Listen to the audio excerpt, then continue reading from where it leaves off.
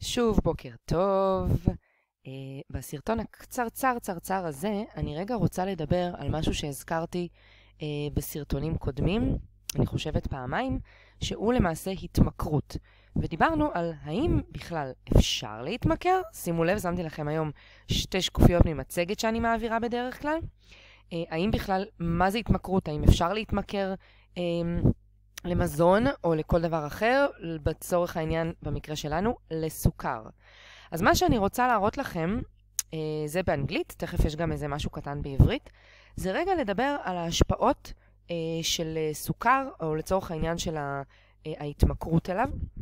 ואני אתחיל רגע, זה בעצם, כמו שאתם רואות, זה מעגל שהוא מזין את עצמו, אוקיי? הוא מתחיל וממשיך וממשיך ועוד פעם ועוד פעם ועוד פעם. אז הדבר הראשון שקורה זה שאוכלים סוכר, אוקיי? You eat sugar. You like it, you crave it. It has addictive properties, אוקיי? אנחנו אוכלים אותו. יש לנו craving אליו.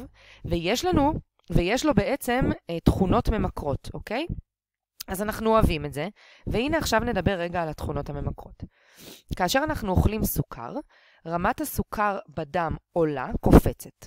דופמין, שדיברתי עליו לפני לדעתי 2 סרטונים, משוחרר במוח, אוקיי? שהוא שווה להתמכרות. אמרתי שוב, אם תעשו גוגל דופמין, אתם תראו שמדובר בעצם באזור העונג במוח, שהוא קשור להתמכרות, ואתם תראו שישר גוגל לכתוב לכם הרואין, סמים וכן הלאה. ולאחר שבעצם הסוכר הזה עלה בדם, כמות מאוד מאוד גדולה של אינסולין, מופרשת, אוקיי, לזרם הדם. אז בעצם הרבה סוכר, הרבה אינסולין. מה תפקיד האינסולין? לפנות או לאזן את הסוכר בדם, לשלוח אותו למקום שהוא אמור להיות, לתאים כאלה ואחרים. אז יותר סוכר, יותר אינסולין.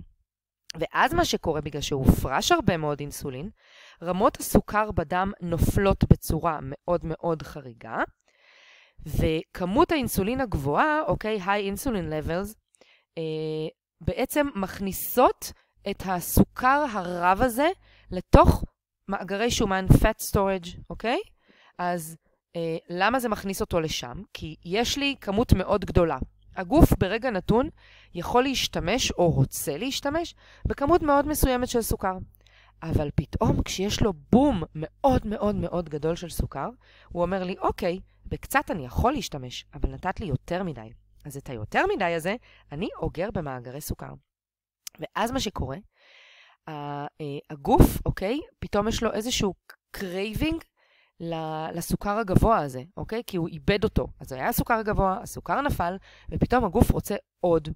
ואז יש רעב, יש כאילו תחושת רעב, כי היה המון סוכר והסוכר נפל, אז הגוף חושב שכרגע אין לו מספיק סוכר, ויש לנו רמות סוכר נמוכות, אוקיי? שגורמות לנו לעלייה באפטייט, בתיאבון, ושוב לקרייבינג. ואז המעגל הזה מתחיל שוב, ואנחנו שוב אוכלים סוכר, ושוב קופץ, ושוב העניין של האדיקשן של ההתמכרות, אוקיי? זה מעגל מאוד מאוד מאוד מאוד פשוט, וצריך מאוד להבין אותו, לדעתי כדאי להבין אותו, כדי להרגיש מה קורה לנו בגוף כשאנחנו אוכלים סוכר. הדבר הבא הוא משהו שפורסם בדה-מרקר, כמו שאתם יכולות לראות, והוא מסביר מה קורה לגוף אחרי ששותים פחית קולה. רק שתבינו, אני אתן לכם גם לקרוא את זה, למרות שאני אקריא את זה מהר, אז אני מניחה, או יוצאת מנקודת הנחה שרובכן לא שותות קולה, אבל עדיין תסתכלו על הרעיון של הקפאין והסוכר וכן הלאה. יש את זה גם בכל המשקאות אנרגיה הידועים לשמצה, מה שנקרא. אז אחרי 10 דקות ראשונות ששתינו פחית קולה, אני מקריאה מהר. 10 כפיות סוכר נכנסות למערכת הדם, כאשר זה בעצם 100% מהמנה היומית המומלצת. לא מקיאים באופן מיידי, מה שהגיוני שיכול לקרות, בגלל שחומצה פוספטית מאפשרת לטעם להישאר בגוף. תזכרו את החומצה הזאת, היא חוזרת אלינו עוד שנייה. אחרי 20 דקות, רמת הסוכר בדם מזנקת, מה שגורם להתפרצות אינסולין, ראינו את זה לפני רגע במעגל בשקופית הקודמת. הכבד מגיב לזה והופך את כל הסוכר שהוא יכול לשומן, ויש הרבה מאוד סוכר באותו רגע, גם את זה ראינו בשקופית. אחרי 40 דקות, ספיגת הקפאין מושלמת, האישונים מתרחבים, לחץ הדם עולה, וכתגובה הכבד שלנו מעביר עוד סוכר לזרם הדם, מה שאומר שעוד סוכר עולה בזרם הדם. קולטי אדנוזין, שזה לא כזה כרגע חשוב לזכור את זה, אבל נחסמים על ידי הקפאין ונמנעת עייפות. אחרי 45 דקות, הגוף מגביר את ייצור הדופמין, דיברנו עליו קודם, דופמין התמכרות, מה שמגרה את מרכז העונג במוח, שזה בדיוק כמו סמים, אוקיי? לאחר 60 דקות, חומצה פוספטית, זוכרות אותה, היא הייתה פה, נקשרת לסידן, למגנזיום ואבד זר במינרלים, אוקיי? במעי הגס, מה שמגביר את המטאבוליזם. ולמעשה, הרבה סוכר, אוקיי? נקשר ומתיקות מלאכותית, וגם ריכוז הסידן בשתן עולה. אנחנו מתחילים להשתין את המינרלים, ולהשתין בעצם את הסוכר. אז אנחנו גם משתינים יותר, וגם רוצים לשתות יותר. יותר מ-60 דקות לאחר מכן, השפעות המשתנות של הקפאין נכנסות לפעולה, ועכשיו בטוח שהגוף ינקה את המינרלים שדיברנו, ובמקום שהמינרלים האלה יגיעו לעצמות, הם בעצם יוצאים לנו מהגוף.